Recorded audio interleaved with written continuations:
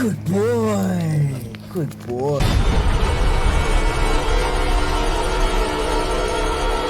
Welcome to 40 Reviews. I am your reviewer, Professor Pretentious, and today we are reviewing Good Boy. So, you know me, or maybe don't. Hi, good boy. I'm Professor Pretentious.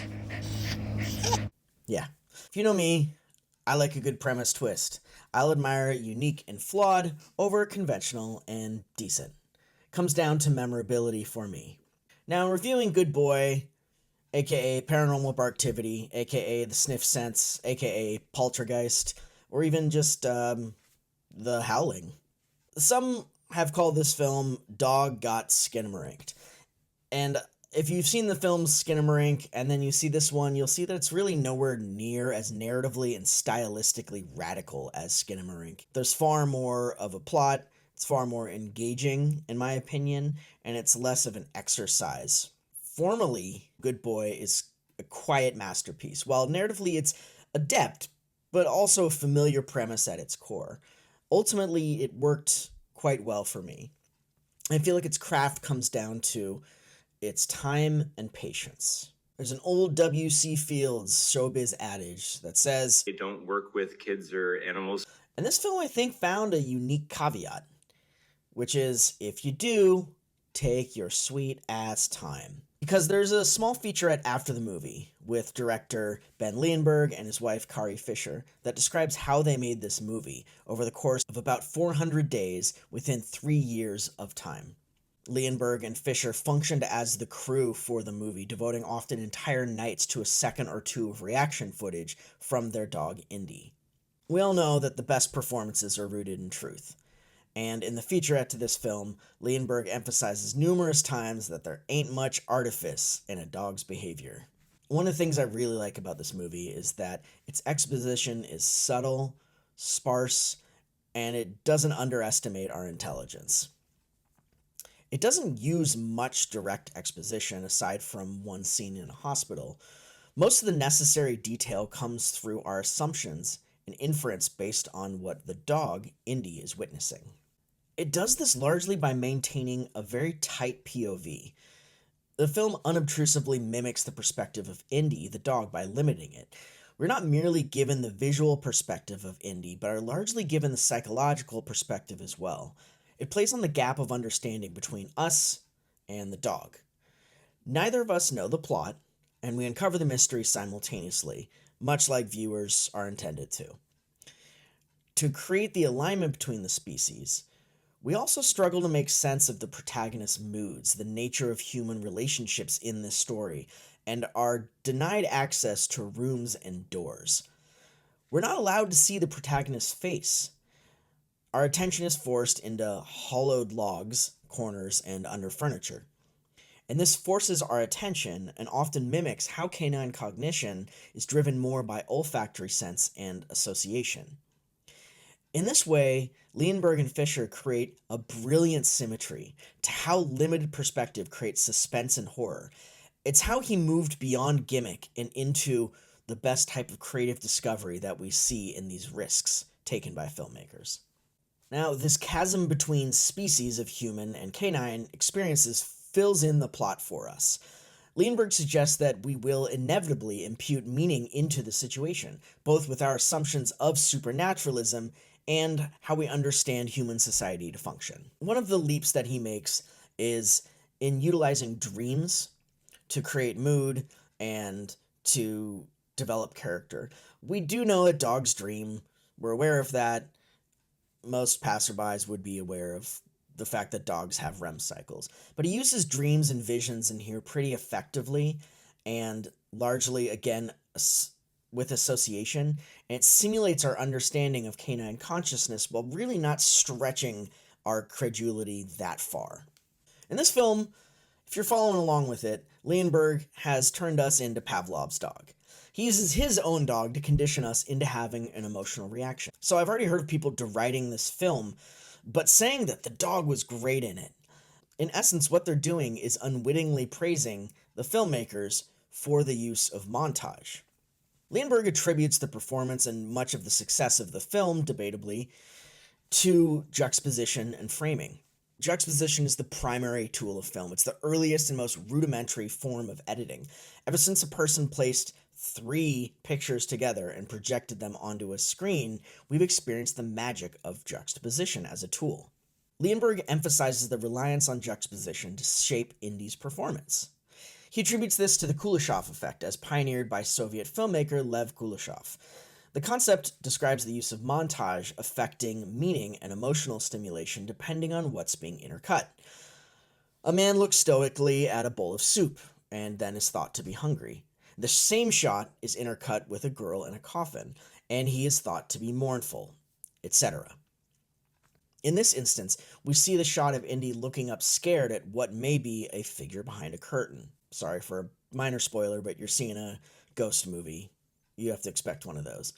Then we see the same shot in a behind the scenes scene where the director is duck quacking at Indy to get a reaction. So you can see how the Kuleshov effect works in this film in particular. Especially in this day when we have so many methods to make a narrative very explicit, juxtaposition remains the most effective and subliminal tool for storytelling. As an inherently visual medium, juxtaposition mirrors our use of associative memory and cognition, the root of meaning for us as human beings. From what we know of animal cognition, this perceptive method is roughly the same. I don't want to get into specific shots because some of the ones that I did bring out actually would have created some spoiler scandal. So what I will say is that there's several shots that use reflection in screens as a means of creating matte shots or deep focus composition as a way of drawing our attention away from specifically what Indy is seeing and to draw our attention to what we should be seeing. I won't go into specifics, but they use the stillness and attention of a dog who's able to patiently observe elements we would find mundane and place that into the skill of screen scanning that we as horror fans have cultivated over the years of watching numerous ghost stories, numerous shocks and jump scares coming from corners of the screen. Now, this might be a hot take for this one. I'm not a dog person. I love dogs, but I don't own a dog, and that's sort of what I mean. I love petting and playing with them. I love cuddling. I even love their licking and their stinky breath. What I have is too many cats, but I deeply adore other people's dogs. I don't like when people use dogs as simply an excuse to dominate a creature already predisposed to obedience, just as I don't like cat owners who attempt to use their cats as a substitute for having any real personality. But this dog, Indy, is a joy to watch and follow throughout the film. It's not his performance, we get it, but it's an attribution to the filmmakers who really created this performance in a way that is pretty unique to this film itself. So even if you're not a horror movie fan, but you are a fan of film, this is an exercise that is pretty successful. That said, this one is going to be divisive, which is why people are explaining it as a Skinamarink situation. Again, if you haven't seen this movie, I highly recommend going and checking it out. You will know within the first 20 minutes if this movie is for you. With these divisive movies, the question is, do you go along with it? More importantly, do you want to go along with it? These films, like Good Boy, are where genre fans draw their personal line. One person's exploration of motif and theme is another person's self-indulgence. One person's commitment to risk is another person's reliance on gimmick. And one person's artistic elevation is another person's professor pretentious. But I will always admire dogged commitment in this industry. For evidence of this, see the filming of Boyhood, every Christian Bale film, The Decalogue, Neil Breen, Divine and John Waters, Ed Wood, William Castle, AIP and New World Pictures, Robert Englund, Herschel Gordon Lewis, Cannon Films, George Romero, Peter Jackson, Norma Desmond, Tom Cruise, or any other delusional artist who's ever overdone it or overstayed their welcome with the steel-jawed determination of a rabid hound. It's this special American breed of manic delusion that keeps birthing new blood into the industry, which in a genre that's dominated by box office receipts and depends on it even more so than major blockbusters, we need this constantly. Now, if you like ghost stories, if you like supernatural films, you should really go see this one. Don't bother with another Conjuring.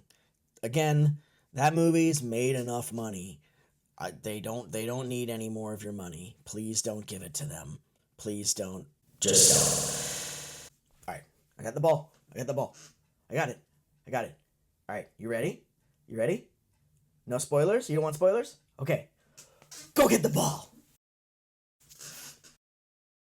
Let's spoil some stuff. Spoil some stuff. Some stuff. Some stuff. Some stuff. All right, just gonna break the ice with the first spoiler. One dog dies, okay? One dog. You wanna know more? Go see it. And if you want to know if any dog ever dies in a film, I found this out in the process of researching this movie. Here's the website.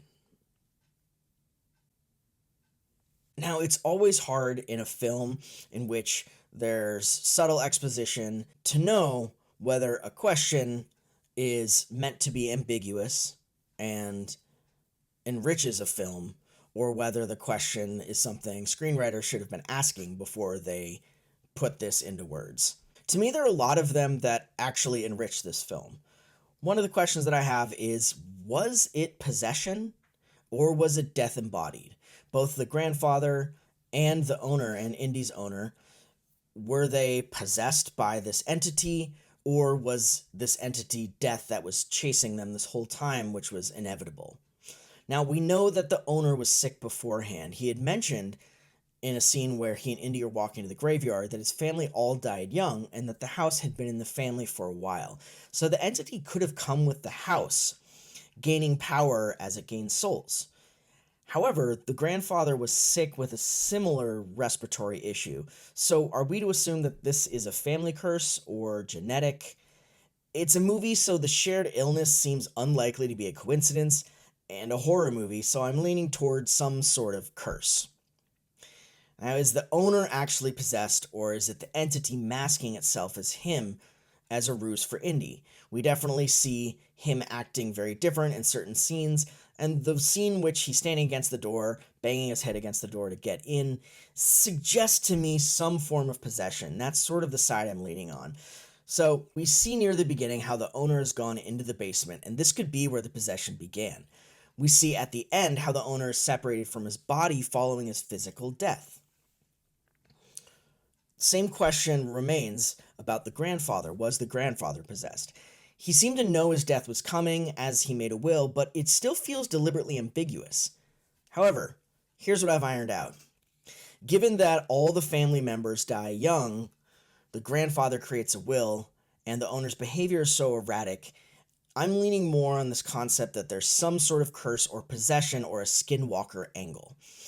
The film establishes early on a happy, equalish relationship between Indy and the owner, very symbiotic in nature, only to create this whiplash effect when the owner's behavior becomes more abusive, say. I think it's an entity that gets to him near the beginning when he first goes into the basement. There's a big pause, and we hear some rustling, and he does come back up, but Indy stays at the top of the stairs. We realize that the grandfather also took up residence downstairs, next to where this cavern is that we see at the end of the film. When the owner first leaves, he spends the entire day away, and when he starts coming up the stairs, Indy gets scared, goes under the bed. It's actually this entity that's coming up, but we see the first glimpses of the bad boy owner. He then is very ornery to his sister on the phone, who before he didn't seem to have really any issue with, and he tells her not to come. So for me, I interpret this as the entity trying to keep help away so that it can retain his soul when he dies. Then we find Indy taken by the entity somewhere around the halfway point. He shows back up at the top of the stairs behind the door, similarly muddy, much like how the entity appears and much like how the owner is at the moment at the end, which he gets sucked into this cavern. This obviously suggests the entity tried to take him in, but for whatever reason was unsuccessful. My guess is that this correlates with seeing Bandit's ghost in the film. Bandit is the grandfather's dog. Now, if there had been a lingering soul for the grandfather, Indy would have seen it, because he does see Bandit's ghost. So the entity perhaps only takes humans and leaves animals. Another element that leaves this ambiguity to possession, or the fact that this entity could have been a skinwalker that is mimicking the owner at these points in which his mood seems to drastically change. The filmmakers not allowing us to see the owner's face creates this ambiguity as well. But we do see his movements shift dramatically. They become more stiff during these crueler moments. The contrast becomes darker in the clothing. And there is much more of this appearance of what we would see as this entity later on, this very skinny, narrow, dripping with black goo type of figure. And we see this happen in the doghouse scene in particular, when he emerges from the forest with the bowl of food to feed Indy as he leaves him out there chained up. So one question that was sticking with me, and it's harder for me to make sense of this one, is why does the entity not simply kill the dogs? If the dogs are such an impediment, or are becoming an impediment, then why doesn't it just kill the dogs so that it doesn't prolong the situation? Why does it wait until the end? So the movie can happen. Oh, okay, gotcha. Another thought is that Bandit and Indy's souls might be non-transferable. And this might fit into this concept that that this is death embodied. And it would be that since the dogs aren't sick to begin with, their souls aren't preyed upon. However, if we know what we can assume from how entities work largely in films and esoteric history, it's that entities largely will seek out either psychologically or physically weaker hosts or people in order to gain that soul quickly and more efficiently. Some people had theories that this was Indy's hallucinations of the situation, and I don't necessarily go down that route because it seems like there's too many tangible elements that are happening in this story that suggest that it's not all just a hallucination from the dog. I think this movie gives more credence to the dog's perspective in this situation in making him the primary character, that it doesn't want to pull this sort of high tension-esque switcheroo at the end with us. So if Indy was able to tell his owner was dying, what it could have been was his devotion that kept him going all along. And this fits in, of course, with the title. It's that obedience that seemed to be used against his owner, wherein Indy's obedience to the possessed owner actually led him closer to his own death. It does bring out these other questions of the elements of trust. The notion that we don't see the owner's face seems to be to further align us with Indy's perspective. Again, his sensory input is heavier on olfactory and auditory sensation, as well as the difference in height, perhaps making it harder to look up at faces. But for me, thematically, it feels related to the idea of trust. Avoiding eye contact is a submissive behavior for dogs. So in a way, what it indicates is a level of trust that Indy has for the owner, implicitly. Now, the end is beautifully done, whereas this movie could have petered out or had a very explicit ending. Its ending is so clearly drawn, while also having a little bit of room for ambiguity, in just such a stark, haunting shot that follows all of the language that the film has established with a lack of visibility in some senses. This ending, where Indy is standing at the bottom of the stairs between the sister, who is to be the new owner, and the corpse of Bandit, the old dog, and he's standing literally between these two, making this choice. Is he to become a corpse just like Bandit, who theoretically was locked down there waiting for his owner to come back and died as a result?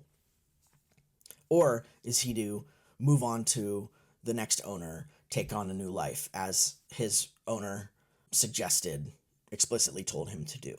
Indy seems to choose this acceptance over devotion, which is a really poignant moment for us as viewers, but also makes me keenly aware, or it made me keenly aware in watching it, that this was my own projection onto the dog. And it brings about this thematic question to the whole story about the title as well.